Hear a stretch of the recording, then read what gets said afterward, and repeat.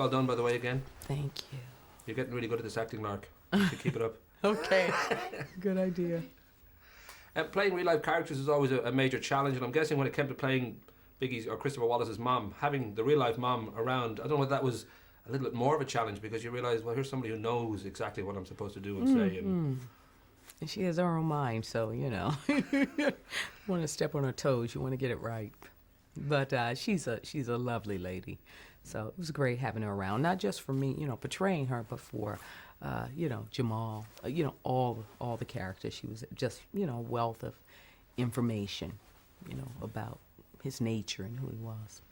It's hard to be a saint in the city, they say, and certainly Brooklyn in the 1980s was a tough place to be to bring up a kid, and yet in the movie certainly Voletta Wallace comes across as almost a saint. She's so focused and so kind of clear about a good life and what a good life should be. Mm-hmm. Is there a little bit of soft focus involved? Because you would think in those circumstances with a son who goes off the rails pretty early that life might have been a little bit more grey. Well, I can only go by what she told me, and she was, just a young woman who came from, Trelawney came from Jamaica, just seeking education. It was rough there, the circumstances of leaving there.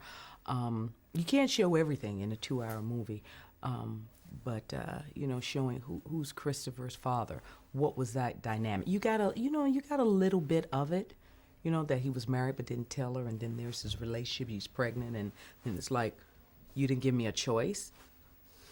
All right, so that's it. Very cut and dry person. She was that about her, about her own, in her own life. That's the standard she held for herself. So that standard she held for her child. We're coming here. I'm 4 or 5 jobs. I'm educating myself. I'm going to school. That's your job too, as my only son. It's you and me. That's it. So you can't show all of it. I mean, she certainly shared all of it, but it was, about Biggie. So you get a little, you get a bit of, it wasn't, just all, angels and fairy dust and all of that. It did strike me that here's another hard-headed woman dealing with a very headstrong man, and given your wonderful performances in movies like Malcolm X and What's Love Got to Do with It and Strange Days and all that, it seems to me it might be something that comes very natural to you. Maybe it's part of your kind of character to have that sort of strength in you that you would always, in real life, probably have that same kind of response to somebody being slightly over the top around you. Or, I mean, does it come quite natural? Or yeah, well, that's the type of woman I wish I were. Always. So I guess I enjoy playing it because that's not me every day. Or that's what I aspire to have, that strength of character and just, strength and intelligence, humanity and vulnerability as well. Or to bring that also. I should mention, of course, like me, you're an incredibly attractive person, and one thing that has sort of come up recently, I don't know if you've noticed, there's a film come out last year called A Christmas Tale. It's a French movie that's turned up in a lot of top 10s and all that, and you're probably aware already that a kind of a reference to a new guest at this Christmas gathering is complimented on her beautiful physique by the simple description that she has Angela Bassett's ass, which is, I'm guessing, is a nice compliment. Bassett. Yeah. I heard about this. A friend of mine in LA, saw it. I haven't been able to see the film myself, but I'm looking forward to it. So I take it as a high compliment. I think that's wonderful. I think that's awesome.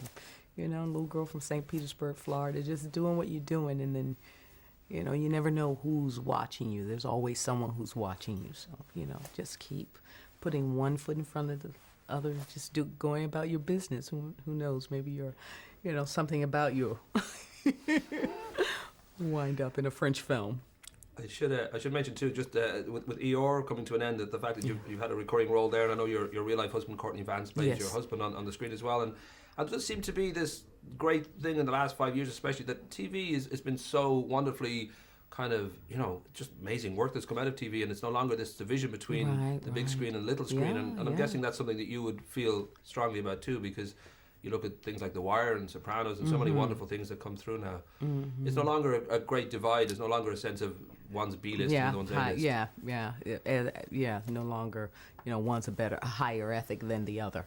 It's just work for the actor. And usually for the actor, the way I've always looked at it, I just wanted to go where the work was, whether it's the stage or whether it's film or television or, you know, wherever it might be, where the role is. So without having, I appreciate that we don't have that. You're like, oh, it's a step down, it's a step back, and so whatever. It's just an opportunity to, you know, to continue with your craft, because you can't do it in a vacuum. I wish that if I were a writer, then perhaps I could go to a room and just write anytime, whenever I felt like it, any time of day, and and then you print it and then you have it. But I need others to do what it is that I enjoy doing.